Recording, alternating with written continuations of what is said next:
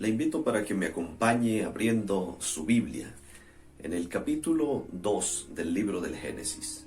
Dice el texto 1: Fueron pues acabados los cielos y la tierra y todo lo que hay en ellos. El séptimo día concluyó Dios la obra que hizo y reposó el séptimo día de todo cuanto había hecho. Entonces bendijo Dios el séptimo día y lo santificó, porque en él reposó de toda la obra que había hecho en la creación. El séptimo día, o Sabbat, como lo menciona la Biblia, o sábado, fue instituido desde la misma creación. No se encuentra ningún otro día en las Sagradas Escrituras que tenga estas características que se menciona aquí para el sábado en Génesis capítulo 2. Que Dios haya bendecido, que Dios haya santificado. La palabra santificar significa apartar para un uso sagrado. Es la contraposición a lo que es profanar, que significa hacer de eso, usar eso en algo común. La palabra santificar, aplicada al sábado, entonces indica que el sábado fue un día dedicado, consagrado para el Señor. La razón dice que el Señor lo reposó. Es el sello de esa creación. El sábado es una institución edénica, no es una institución judía, es una institución dada en el jardín del Edén antes que existiera un solo judío, antes incluso que entrara el pecado sobre esta tierra. De igual manera, cuando nosotros vamos al libro del Éxodo, capítulo 16, vamos a encontrar la historia cuando Dios le da al pueblo de Israel el maná. Esto es antes del Sinaí. Esto es antes de la promulgación de los 10 mandamientos. Y aún allí, ya el Señor estaba enseñándole a su pueblo la importancia del sábado. El Señor les dijo que todos los días de la semana iban a tener provisión del maná cada mañana, pero para el sábado debían recoger el viernes doble porción, y lo que recogían del viernes para el sábado, ese maná no se aguzanaría, pero lo que recogían en otro día, vamos a suponer de un martes para un miércoles, pues se iba a gusanar. De esta manera el Señor le estaba enseñando al pueblo de Israel la importancia del sábado, aún antes de que Él promulgase las leyes. Esto nos indica que la observancia del sábado estuvo presente, que la importancia del sábado estuvo presente desde la creación del mundo. No era un asunto nuevo que el Señor iba a promulgar a los hijos de Israel, sino más bien el Señor les está recordando algunas verdades que los hijos de Israel habían olvidado por causa de la esclavitud. En el capítulo 20 del Éxodo se promulgan los 10 mandamientos. Y en el versículo 8 dice: acuérdate del sábado para santificarlo. 6 días trabajarás y harás toda tu obra, pero el séptimo día es de reposo para Jehová tu Dios. No hagas en él obra alguna, tú, ni tu hijo, ni tu hija, ni tu siervo, ni tu criada, ni tu bestia, ni el extranjero que está dentro de tus puertas. Porque en 6 días hizo Jehová los cielos y la tierra, el mar y todas las cosas que en ellos hay, y reposó en el séptimo día. Por tanto Jehová bendijo el sábado y lo santificó. Nuevamente, aquí el mandamiento apela a la creación. Apela a ese momento cuando Dios crea los cielos y la tierra, cuando el Señor descansa en ese día y entonces santifica el sábado y lo bendice. Es el segundo texto donde vamos a encontrar entonces esas características del sábado. 3 características especiales. 1, que Dios descansa en él. 2, que el Señor lo bendice. Y 3, que el Señor lo santifica. En toda la Escritura no hay otro día con esas características, que Dios ha bendecido, ha santificado y ha reposado en él. Por lo tanto, es una muestra que el sábado es de gran importancia para Dios, que incluso lo deja en su santa ley. ¿Y por qué lo deja en su ley? Porque es el reconocimiento pleno de que Dios es el creador. Quien guarda el sábado reconoce que Dios creó los cielos y la tierra en 6 días y que el séptimo día reposó. Acepta a Dios como su verdadero creador. Pero el sábado también fue utilizado por el Señor para ser una señal entre Él y su pueblo. En Éxodo 31:16 nos encontramos entonces el texto que dice así: guardarán pues el sábado los hijos de Israel, celebrándolo a lo largo de sus generaciones como un pacto perpetuo. Para siempre será una señal entre mí y los hijos de Israel, porque en 6 días hizo Jehová los cielos y la tierra, y en el 7º día cesó y descansó. Por lo tanto, el sábado es un símbolo de la creación divina. El sábado es el recordatorio de que Dios es el Dios creador, y lo establece el Señor como una señal entre Él y su pueblo.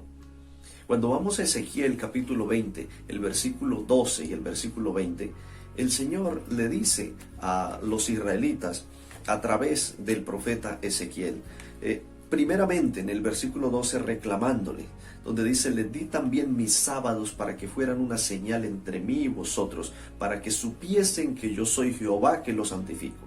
Y el Señor les estaba reclamando porque ellos se habían alejado de sus leyes. Y ahora en el versículo 20 les dice ahora nuevamente: santificad mis sábados y sean una señal entre mí y vosotros, para que sepan que yo soy el Señor vuestro Dios. El Señor nuevamente está recordándole al pueblo que ha olvidado ese mandato, al pueblo que ha olvidado ese día especial, y le dice: santifíquenlo, porque esta es una señal entre mí y ustedes, para que ustedes sepan que yo soy el Señor de ustedes. Recordemos que el problema de Israel siempre fue la idolatría.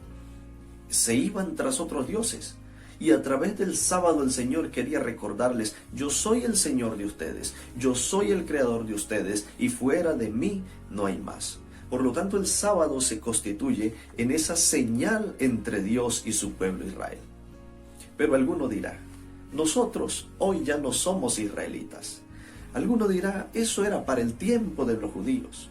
Nosotros hoy no tenemos nada que ver con el pueblo de Israel. Pues yo quiero decirle que eso dista mucho de la verdad.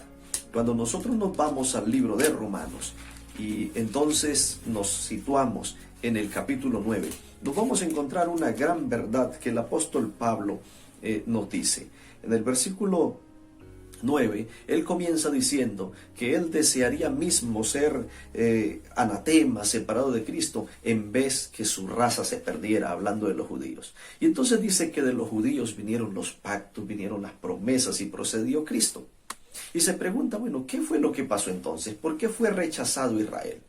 Y ahora Pablo llega a una conclusión. En el versículo 6 del capítulo 9 de Romanos dice: no que la palabra de Dios haya fallado, porque no todos los que descienden de Israel son israelitas, ni por ser descendientes de Abraham son todos hijos suyos, sino que en Isaac te será llamada descendencia, en comillas.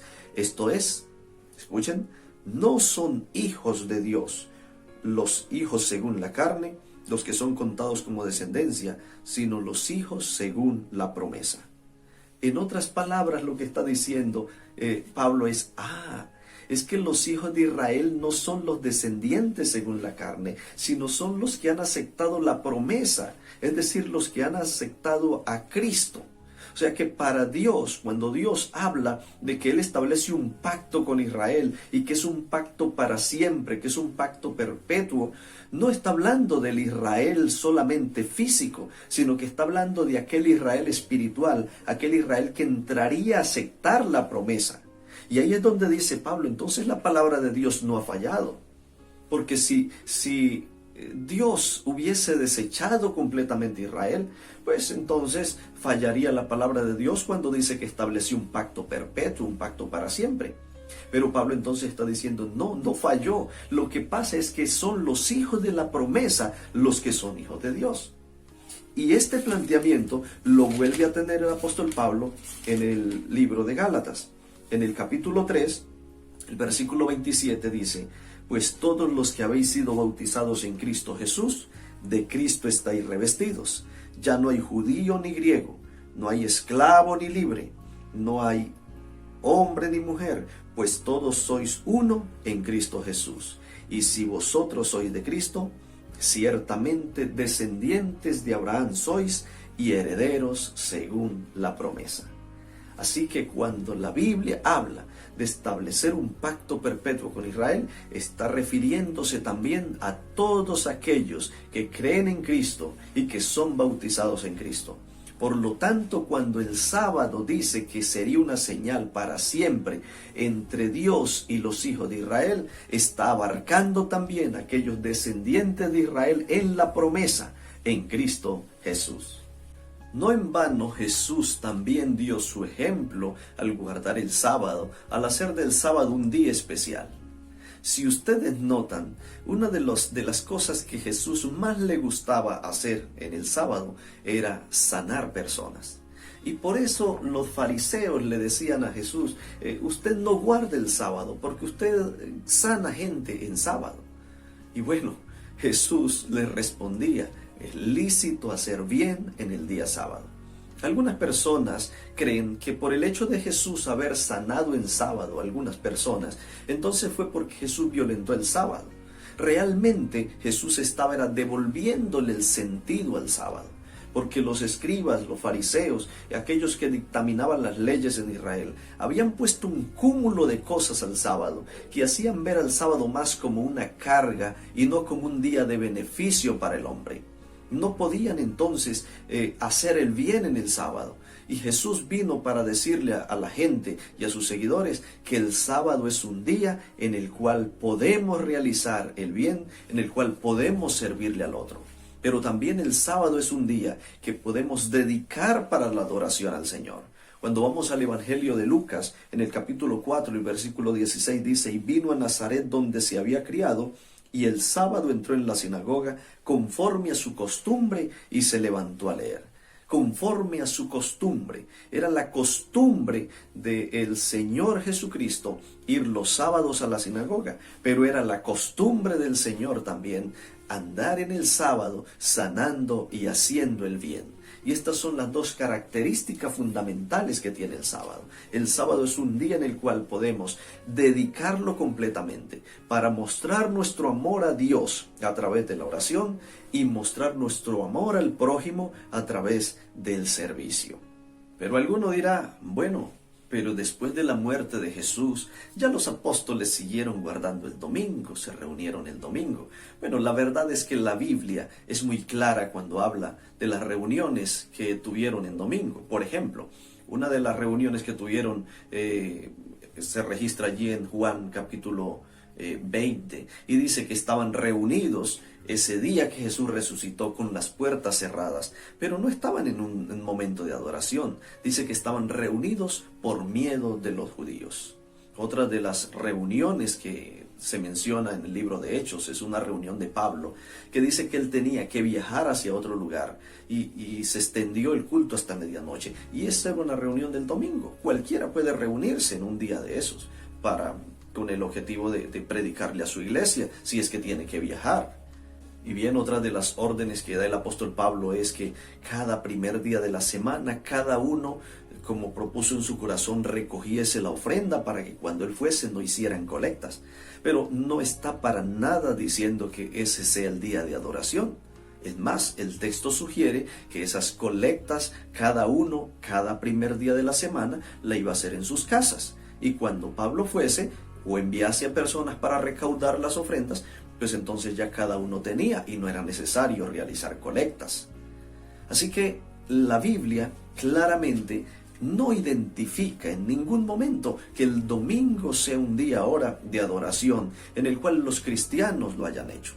Es más, el mismo libro de los Hechos menciona diferentes oportunidades en las cuales el apóstol Pablo se reunía en los sábados. Pero alguno dirá, pero él se reunía en las sinagogas de los judíos, porque era judío y era una forma estratégica de él ganar a los judíos, irse a reunir los sábados con los judíos. Pues quiero decirle que el libro de Hechos menciona un par de casos donde Pablo también está reunido con los gentiles en sábado.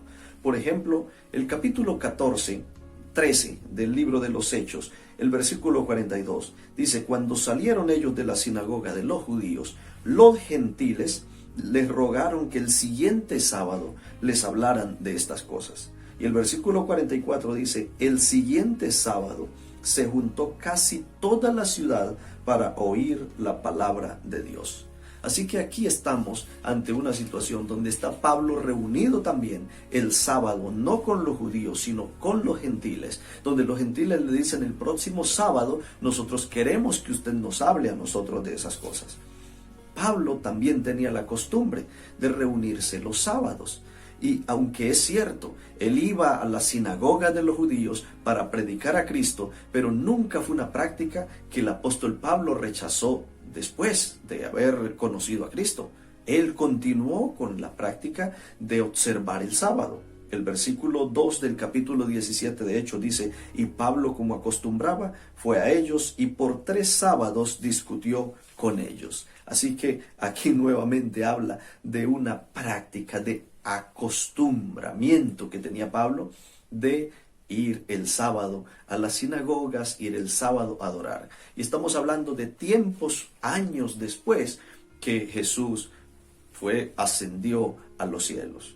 En el capítulo 16 del libro de los Hechos también dice el versículo 13, un sábado salimos fuera de la puerta, junto al río donde solía hacerse la oración, y nos sentamos y hablamos a las mujeres que se habían reunido.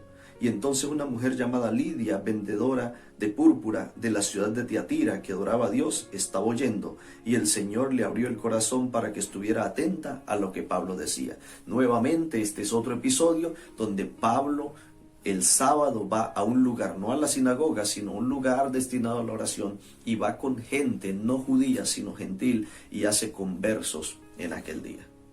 Así que la Biblia también es clara de que el sábado continuó siendo una práctica de los primeros cristianos.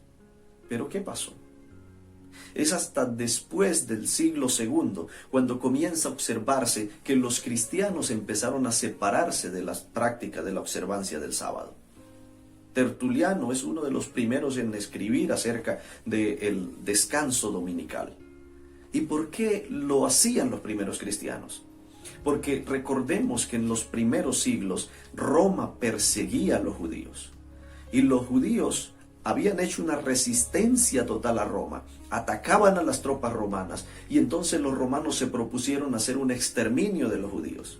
Sin embargo, como los cristianos entonces también adoraban el mismo día que adoraban los judíos, pues los cristianos también sufrían los embates del Imperio Romano. Era costumbre de las tropas romanas entonces programarse para los sábados que estaban los judíos reunidos en sus sinagogas o en su templo, entonces llegar a hacer masacres.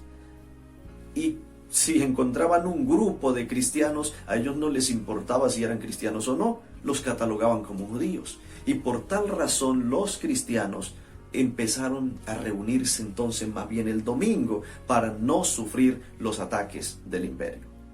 No fueron todos, pero hubo muchos que comenzaron a abandonar entonces la práctica de la reunión del sábado y a abrazar la práctica de la reunión en domingo. Tanto que para el año 321, cuando se convirtió, falsamente convertido, Constantino, ya elaboró el decreto del 7 de marzo del año 321, donde él ordena que ya jueces, que ya las personas que trabajan en las ciudades descansen en el venerable día del sol. Y fue un decreto muy aceptado por la cristiandad del momento. Sin embargo, muchos se resistían. Y yo quiero decir que contrariamente a lo que muchos creen y muchos piensan, que la observancia del sábado se perdió durante la historia cristiana y durante la Edad Media, quiero decirles que siempre hubo personas fieles por las tierras de Etiopía y estos lugares donde el Imperio Romano no alcanzaba a tener dominio, que estuvieron guardando fielmente el sábado como día del Señor. Pero a Dios no le iba a tomar por sorpresa el cambio que haría el cristianismo en sus primeros siglos, el cambio que haría el poder eclesiástico a la ley de Dios. Ya el Señor lo había anunciado, ya Dios lo había dicho anteriormente a través del profeta Daniel. En el capítulo 7 de Daniel vamos a observar una visión que Daniel vio, donde él vio 4 bestias grandes que se levantaron sobre la tierra. Y entonces dice que la primera bestia que vio Daniel, era como un león y tenía alas de águila. Y él estaba viendo hasta que sus alas le fueron arrancadas y fue levantada del suelo y se puso enhiesta sobre los pies a manera de hombre y se le dio corazón de hombre. Luego vio una segunda bestia, versículo 5. Una segunda bestia semejante a un oso, la cual se alzaba de un costado más que del otro, y en su boca entre los dientes tenía 3 costillas, y se le dijo: levántate, devora mucha carne. Luego viene la tercera bestia, que después vio otra bestia semejante a un leopardo, con 4 alas de ave en sus espaldas, y esta bestia tenía 4 cabezas, y le fue dado dominio. Versículo 7, después de esto miraba yo en visiones de la noche, y vi la cuarta bestia espantosa, terrible y en gran manera fuerte, la cual tenía unos grandes dientes de hierro, devoraba y desmenuzaba y pisoteaba las obras con sus pies, y era muy diferente de todas las bestias que había visto antes de ella, y tenía 10 cuernos. Y mientras yo contemplaba los cuernos, otro cuerno pequeño salió de entre ellos, y delante de él fueron arrancados 3 cuernos de los primeros, y este cuerno tenía ojos como de hombre, y una boca que hablaba con gran insolencia. Bueno, él dice que continuó mirando hasta que fueron puestos tronos y vino el juicio, y entonces mataron a la bestia, el cuerpo fue destrozado y fue entregado para quemarlo en el fuego. Sin embargo, a él le preocupaba, a Daniel le preocupa, ¿cuál era esa cuarta bestia? Y ese cuerno pequeño, ¿qué era lo que pasaba?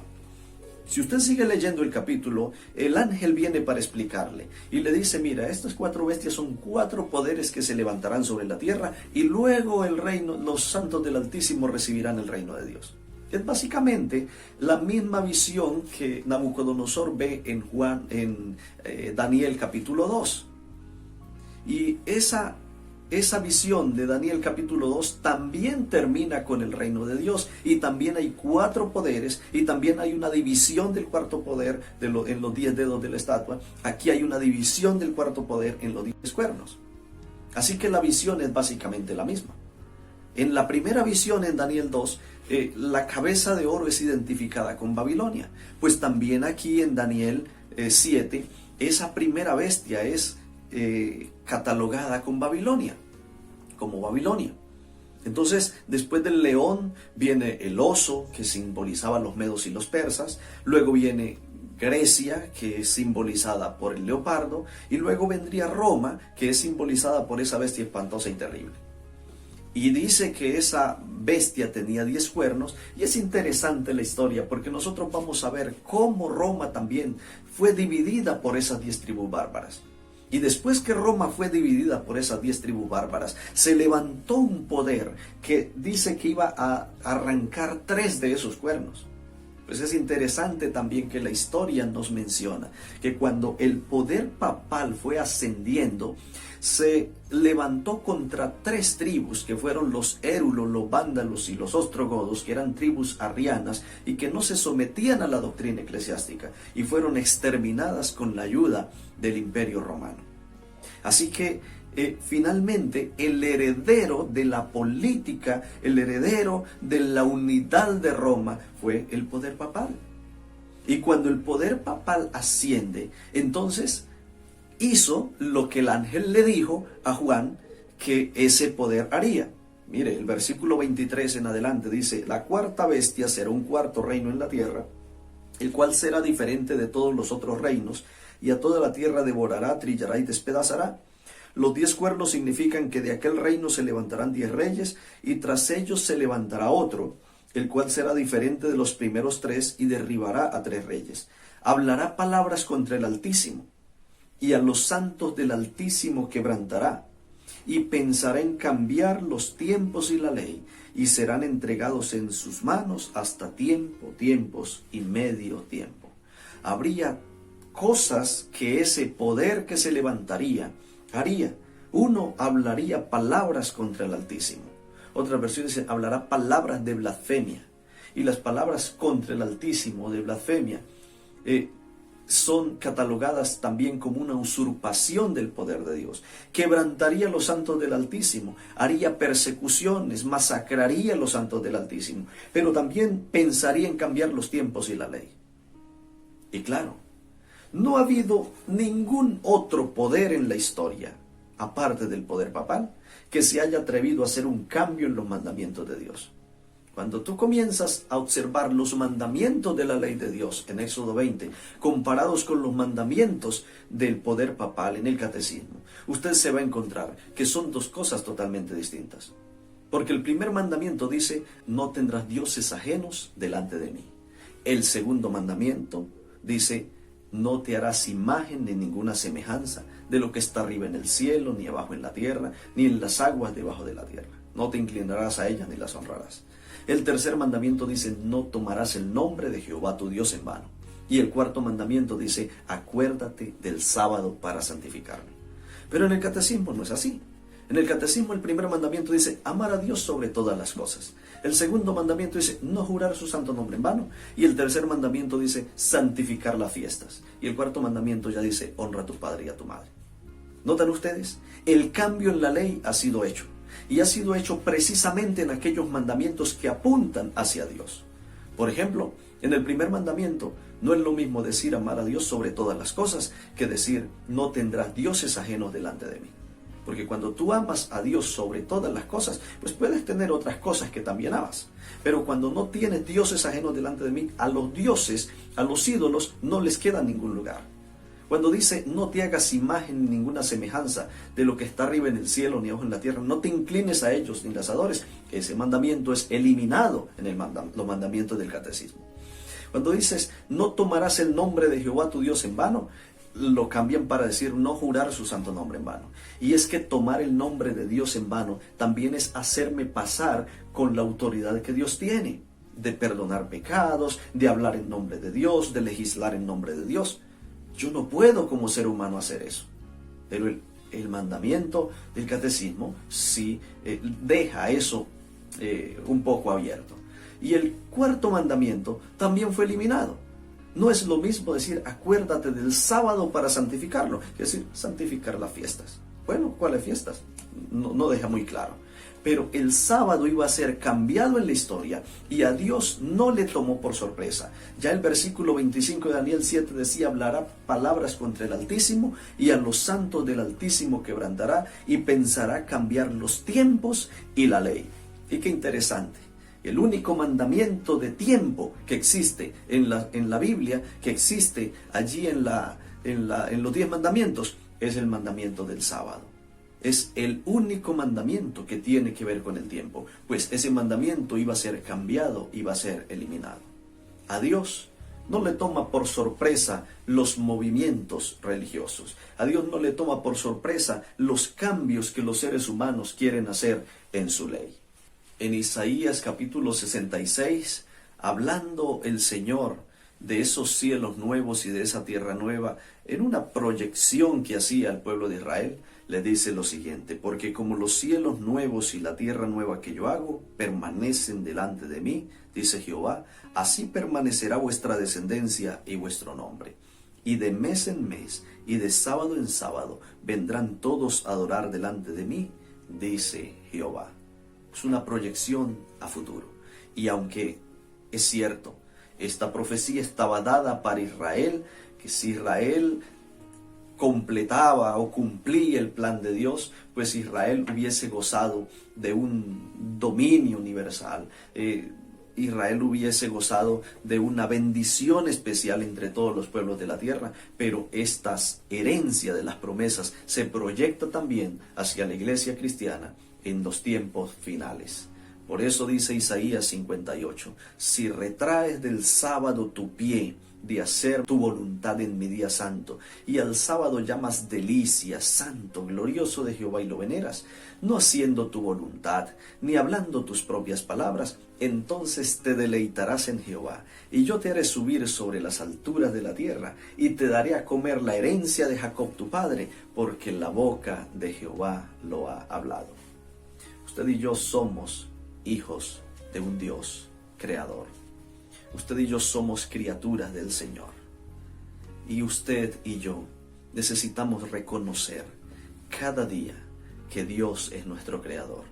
Pero hay un día especial, el día que el Señor bendijo, santificó, y que por la eternidad su pueblo estará yendo sábado a sábado a reconocer a Dios como su creador. Jamás podremos desprendernos de los hilos eternos de nuestro Dios. Jamás podremos nosotros pensar en independizarnos del Señor, siendo que dependemos de Él, siendo que Él es nuestro creador. Nunca podremos entonces nosotros olvidar al Dios que nos creó. Que Dios pueda bendecirte y que te ayude cada día a reconocerle como su creador, pero también apartar ese tiempo sagrado que el Señor te dejó para estar con Él en su presencia.